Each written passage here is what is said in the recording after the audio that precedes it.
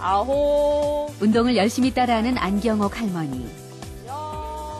퇴행성 관절염 증세 때문에 보건소에 진료를 받으러 왔다가 운동 프로그램에 참여하게 됐다.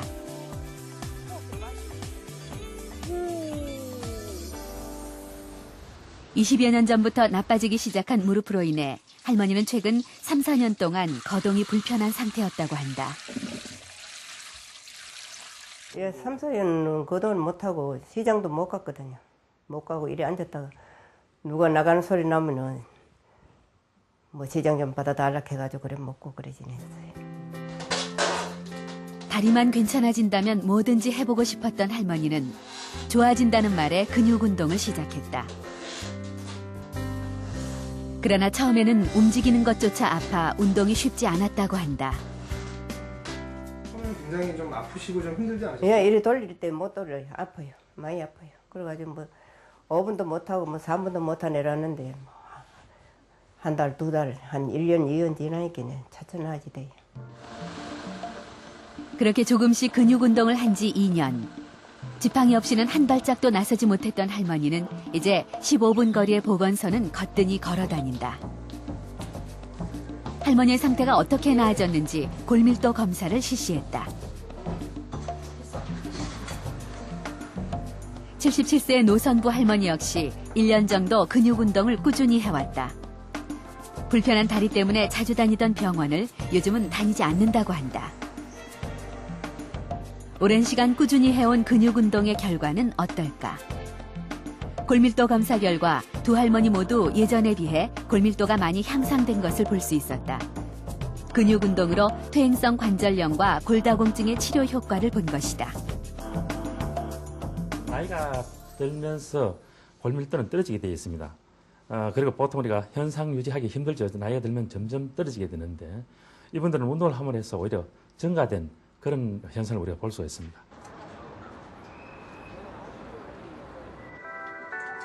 최근 한 대학병원의 연구진은 대한노인병학회와 함께 팔팔한 노년을 위한 8가지 신체활동 지침서를 발표했다.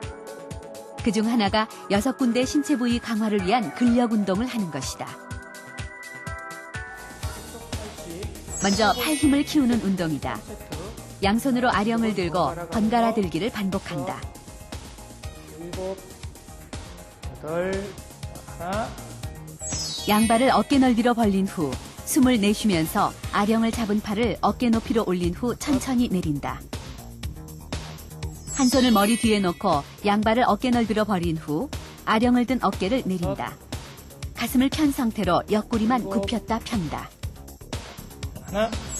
엎드린 상태에서 고개를 숙이고 팔을 앞으로 뻗는다. 오른팔과 왼발을 들고 10초간 버틴다.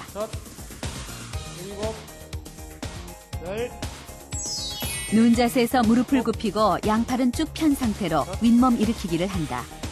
올라올 수 있는 만큼만 올라온다. 다리를 벌린 다음 등을 완전히 붙이고 그대로 의자에 앉듯이 앉았다 일어선다.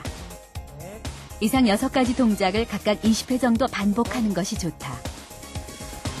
노인의 근력 운동은 일주일에 2번 내지 3번 정도의 어떤 자기 몸 부위를 자극 준다는 그런 개념을 가지더라도 충분히 일상생활을 유지하는데 그다음에 건강을 유지하는 데 도움이 된다고 볼 수가 있습니다.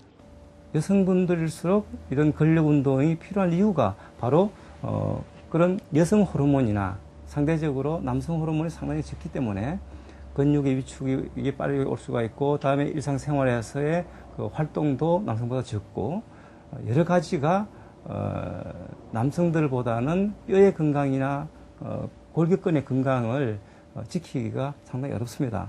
그러하기 때문에 여성분들 특히 더 근력 운동이 필요하다고 생각합니다. 남성보다 여성에게 꼭 필요한 운동이 근육 운동이라고 전문가들은 강조합니다. 근육 운동은 골다공증뿐만 아니라 복부 비만에도 큰 효과가 있는데요. 중년 여성들은 호르몬의 변화로 식욕이 증가하는 경우가 많습니다.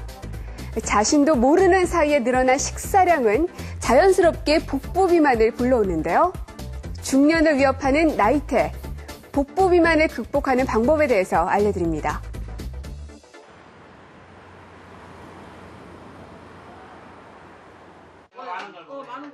한 아파트의 이웃들이 한자리에 모였다. 늘 혼자 점심을 차려 먹어야 하는 주부들이 함께 식사를 하기 위해 밥상에 둘러앉은 것이다. 메뉴는 밥과 김치 등 서너 가지. 특별한 반찬 없이 먹는 한 끼 식사지만 주부들에게는 가장 친숙한 밥상이다. 이렇게 소박한 식단에도 불구하고 중년 이후 하루가 다르게 늘어가는 뱃살만은 막을 수가 없다. 살이 찌고 이렇게 누워 있잖아요. TV를 보고 이렇게 누워 있을 때 남편이 당신 배가 어디까지야? 그럴 때 사람 앞에서 기죽일 일 있어? 정말 배들은 지금 내가 제일 많이 나왔구만 지금. 요즘 미씨 엄마 지금은 뱃살 때문에 고민하고 있지만 처녀 시절 장동숙 씨는 157cm의 키에 48kg의 날씬한 몸매를 자랑했다.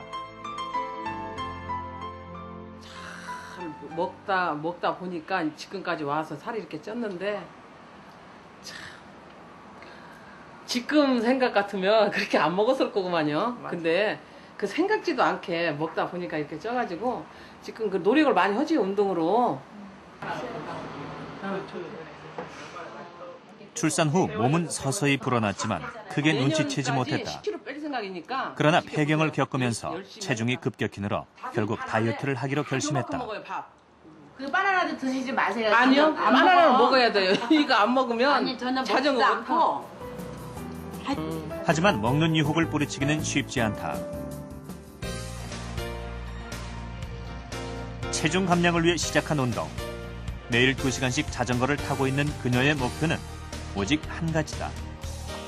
몇 년 전부터 지금 차츰차츰 살이 쪘어요. 근데 제일 고민은 뱃살인데 뱃살을 빼려고 지금 운동을 나오거든요. 제일 고민이 뱃살 살 빼는 거. 우선 장동숙 씨의 현재 상태부터 살펴보기로 했다. 한 달간 열심히 운동은 하고 있지만 좀처럼 줄어들고 있지 않는 뱃살. 복부 비만의 원인부터 파악해야 했다. 그녀를 괴롭히는 뱃살의 정체는 무엇일까? 문제는 내장 사이에 낀 과도한 지방이었다. 이 피하 지방은 사실은 미용상의 문제가 있지 직접적으로 우리 몸에 체지방이 많아서 뭐 당뇨라든지 고혈압이라든지 고지혈증 이런 거하는데 직접적으로 영향을 미치진 않아요. 근데 뭐가 영향을 미치냐면 지금 이 만질 수도 없고 볼 수도 없는 배 안에 내장에 지방이 많을 경우에 그런 것들이 이제 체중이 증가하신 게 3년 전부터 급격히 증가하셨고 또 그 전에 그 출산 이후에도 좀 체중 증가로 인해서 되게 3년 전에 증가한 걸로 봐서는 여성 호르몬의 저하로 인해서 저함으로 인해서 체지방량의 증가를 볼 수 있겠고요. 되게 이제 출산 후 비만이 어느 정도 있으셨다가 3년 전부터 폐경기가 오기 시작하면서부터 과다하게 체지방이 축적된 것으로 보여집니다. 같은 비만이라 해도 폐경기 중년 여성들은 지방 축적에 있어서 다른 양상을 보인다. 피하 지방이 두꺼운 20대 여성과는 달리 배 안으로 지방이 쌓이는 내장 비만 형태를 보이는 것이다. 전영막 씨의 정기 검진이 있는 날, 한 달 만에 다시 2kg이 빠졌다. 이제 2.5kg 남았어요. 네, 요거 마저 하시고 졸업을 시켜드릴게요. 요즘은 어떠세요? 전영막 씨가 처음 병원을 찾았을 때만 해도 이런 모습은 상상하기조차 힘들었다. 2001년 유방암 수술을 받은 뒤 체중을 빼기 시작해 1년 사이 무려 18kg 감량에 성공했다. 이제부터 자기 몸은 자기의 선택이라는 거죠. 체중도 빼셨지만은 관절염도 다 고쳤고요. 여러 가지 그 성인병에 대한 지표, 그게 혈당이라든지 하여튼 몸에 오는 모든 지표도 지금은 뭐 굉장히 좋아졌을 것으로 예상이 되고요. 또 내장 지방도 뭐 굉장히 좋아졌을 것으로 이제 기대가 됩니다.